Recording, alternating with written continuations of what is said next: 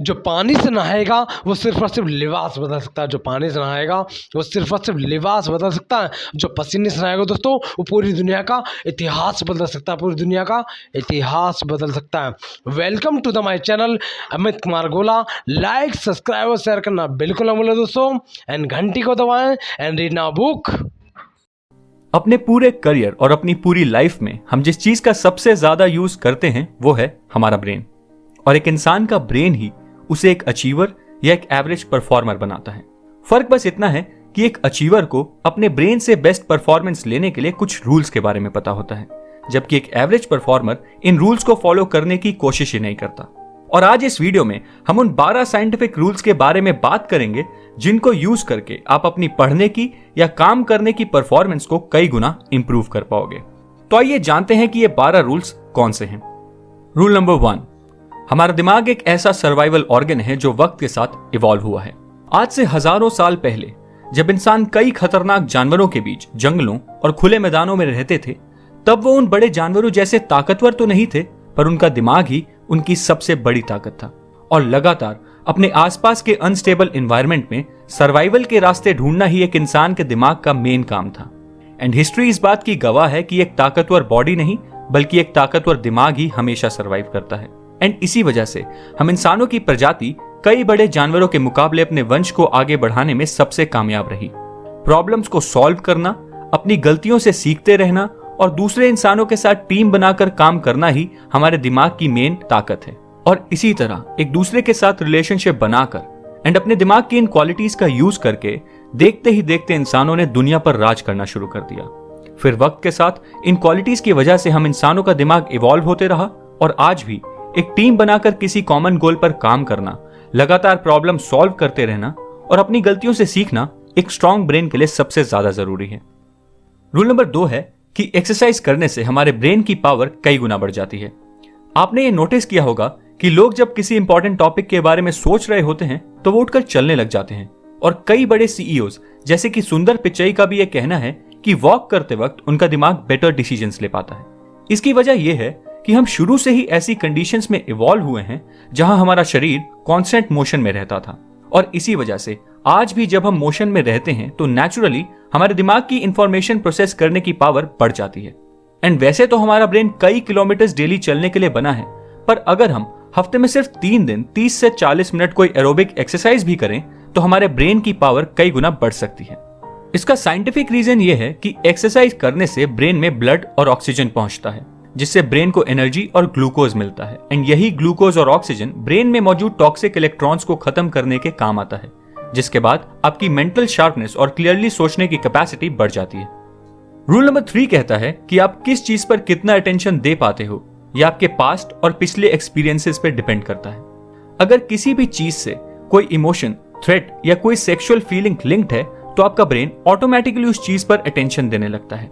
इसलिए आप नोटिस करेंगे कि ज्यादातर एडवर्टीजमेंट्स किसी इमोशन, किसी थ्रेट या ऑपोजिट सेक्स को अट्रैक्ट करने वाली फीलिंग के अराउंड ही बनाई जाती है। एंड सिर्फ यही फीलिंग सबसे ज्यादा इंपॉर्टेंट इसलिए है क्योंकि हमारा ब्रेन कुछ इसी तरह इवॉल्व हुआ है। एंड यही रीजन है कि कुछ स्पेसिफिक सवालों पर हमारा ब्रेन बहुत ज्यादा अटेंशन देता है, जैसे कि क्या मुझे ये खाना चाहिए, क्या मुझे इससे डरना चाहिए, क्या मुझे ये पसंद है, etcetera. And in common feelings and questions के अलावा आप किस कल्चर में रहे हो, आपका पास्ट एक्सपीरियंस कैसा रहा है, यह डिसाइड करता है कि आपके लिए कौन सी चीज बोरिंग होगी और कौन सी इंटरेस्टिंग। और अगर आप भी किसी चीज पर अटेंशन देना चाहते हो पर फिर भी वो चीज आपको बोरिंग लगती है तो इसका मतलब यह है कि उस चीज के साथ आपका कोई इमोशनल कनेक्ट नहीं है, या फिर आपका पास्ट एक्सपीरियंस कुछ ऐसा रहा है कि वो चीज आपको इतनी इंपॉर्टेंट नहीं लग रही। रूल नंबर 4 है स्टिमुलेट मोर सेंसेस। हमारी सारी सेंसेस साथ मिलकर काम करने के लिए बनी है, पर स्मेल एक ऐसी सेंस है जो आपके ब्रेन को तुरंत स्टिमुलेट करती है। एंड स्मेल का कनेक्शन डायरेक्टली आपकी मेमोरी के साथ होता है।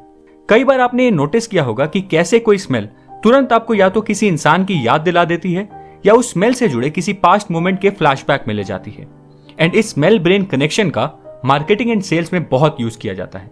एक रिटेल एक्सपेरिमेंट के दौरान एक चॉकलेट वेंडिंग मशीन पर चॉकलेट की फ्रेग्रेंस स्प्रे करी गई एंड उसके बाद यह देखा गया कि चॉकलेट की सेल्स पहले से 50% बढ़ गई। और इसी स्मेल ब्रेन कनेक्शन की वजह से कई थेरेपीज में भी ब्रेन को रिलैक्स करने के लिए कुछ सूदिंग फ्रेग्रेंसेस का यूज किया जाता है।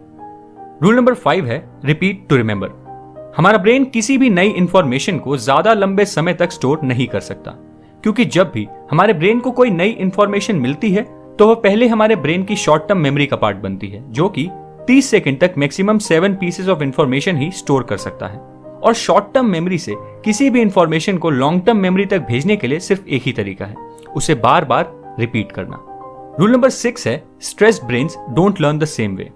ये एक बहुत ही इंपॉर्टेंट रूल है, सो आओ इसे डिटेल में समझते हैं। कई बार जब आप स्ट्रेस्ड होते हो तो आपकी परफॉर्मेंस बहुत बेटर हो जाती है, क्योंकि थोड़े टाइम के लिए रहने वाला स्ट्रेस आपकी बॉडी में एक्स्ट्रा एनर्जी और फोकस देता है। फॉर एग्जाम्पल, कोई कंपेटिटिव स्पोर्ट्स खेलते वक्त। पर अगर यही स्ट्रेस ज्यादा लंबे समय तक रहे तो ये आपके ब्रेन को चेंज करने लगता है। होता यह है कि जब आप स्ट्रेस्ड होते हो तो आपकी बॉडी में कॉर्टिसोल नाम का एक हार्मोन प्रोड्यूस होता है, जो कि आपकी बॉडी को इंस्टेंट एक्शन लेने के लिए एक्टिवेट और चार्ज कर देता है। पर आपके ब्रेन का वो हिस्सा जो आपकी लर्निंग, मेमोरी एंड आपको स्ट्रेस कंट्रोल करने की एबिलिटी देता है, जिसे कि हिपोकैम्पस कहते हैं, ये इस हार्मोन को कुछ ही लेवल तक टॉलरेट कर पाता है। एंड उसके बाद कॉर्टिसोल लेवल के ज्यादा बढ़ जाने पर हिपोकैम्पस ब्रेन को सही इलेक्ट्रिकल सिग्नल्स देना कम करने लगता है, जिससे कि फिर आपकी मेमोरी और मोटर स्किल्स वीक होने लग जाती हैं। अब आप किसी भी टॉप अचीवर को देख लो, आप ये नोटिस करोगे कि उन लोगों को स्ट्रेस मैनेज करना बहुत ही अच्छे तरीके से आता है। रूल नंबर 7 है music can boost your cognition. Researchers ये प्रूव कर चुके हैं कि अच्छा म्यूजिक आपके ब्रेन को ज्यादा स्मार्ट, हैप्पी एंड प्रोडक्टिव बनाता है। और अगर आप खुद म्यूजिक कंपोज कर पाते हो तो ये बेनिफिट्स और भी ज्यादा बढ़ जाते हैं। ये ऑब्जर्व किया गया है कि जब आप म्यूजिक सुनते हो तो आपकी बॉडी में न्यूरोट्रांसमीटर डोपामीन का लेवल बढ़ जाता है। एंड ये वो केमिकल है जो आपके मूड को अपलिफ्ट एंड आपके सिस्टम को हील करने की पावर रखता है। इसलिए अगर आप ज्यादा स्ट्रेस्ड हो तो आप कोई अच्छा म्यूजिक भी सुन सकते हो। रूल नंबर 8 है every brain is wired differently. पहले की स्टडीज के अकॉर्डिंग सिर्फ 7 अलग अलग तरह की इंटेलिजेंस एग्जिस्ट करती थी, पर लेटेस्ट स्टडीज ने यह कंफर्म किया है कि वर्ल्ड में 7 नहीं बल्कि 7 बिलियन से ज्यादा तरह की इंटेलिजेंस एग्जिस्ट करती हैं। इन शॉर्ट, हर इंसान का इंटेलिजेंस अलग है एंड कभी भी 2 लोगों का ब्रेन एक जैसा हो ही नहीं सकता। इनफैक्ट 2 जुड़वा बच्चों का भी नहीं। पर हमारा करंट एजुकेशन और ग्रेड सिस्टम इस बात को कंप्लीटली इग्नोर करता है। और साथ ही साथ आप कैसे एनवायरनमेंट में रहे हो, डेली क्या सुनते हो, क्या देखते हो और कौन सी एक्टिविटीज करते हो, ये सारी चीजें आपके ब्रेन को कंप्लीटली रीवायर कर सकती हैं। रूल नंबर 9 है vision Trump's all other senses. क्या आपको पता है कि अगर आप किसी इंफॉर्मेशन को सिर्फ पढ़कर या सुनकर याद करते हो तो 3 दिन बाद आपको इस इंफॉर्मेशन का सिर्फ 10% ही याद रहता है। पर अगर इस प्रोसेस में कोई पिक्चर ऐड कर दी जाए तो 10% की जगह आपको वो इंफॉर्मेशन 65% तक याद रहेगी। तो इसलिए अगर आप किसी चीज को लंबे समय तक याद रखना चाहते हो तो कोशिश करो कि उस चीज या इंफॉर्मेशन को किसी वीडियो या पिक्चर के थ्रू याद करो। रूल नंबर 10, आपकी स्लीप क्वालिटी आपके क्लियरली सोचने की कैपेसिटी से डायरेक्टली लिंक्ड है। अगर आपको लगता है कि रात को सोते वक्त आपका दिमाग पूरी तरह रेस्ट पर नहीं रहता तो एक नॉर्मल सी बात है, क्योंकि स्लीप के दौरान ब्रेन रेस्ट पर नहीं जाता बल्कि वो दिन भर में कलेक्ट की गई इंफॉर्मेशन को प्रोसेस कर रहा होता है। और इसलिए ब्रेन की प्रॉपर ग्रोथ के लिए बहुत जरूरी है कि आप अच्छी तरह सोएं। आपकी working memory, logical reasoning, mood और क्वांटिटेटिव स्किल्स आपकी स्लीप क्वालिटी पे बहुत ज्यादा डिपेंड करती हैं। किस इंसान को कितनी देर सोना चाहिए ये तो उसके एज ग्रुप पर डिपेंड करता है, पर दोपहर को कुछ देर के लिए लेजी फील करना और नींद आना एक बहुत ही नॉर्मल चीज है, क्योंकि दोपहर 3 बजे के अराउंड आपके ब्रेन में नींद लाने वाले बायोकेमिकल्स और जगाए रखने वाले बायोकेमिकल्स दोनों ही बहुत एक्टिव हो जाते हैं। एंड इसलिए आप पूरी तरह सोते तो नहीं, पर आप एक नैप लेने की कंडीशन में रहते हो। और एक रिसर्च में यह भी देखा गया, दिखा उतना जितना आगे तेरे पास हो, दिखा उतना जितना आगे तेरे पास हो, और बात उतनी ही कर जितनी तेरी औकात हो। दिल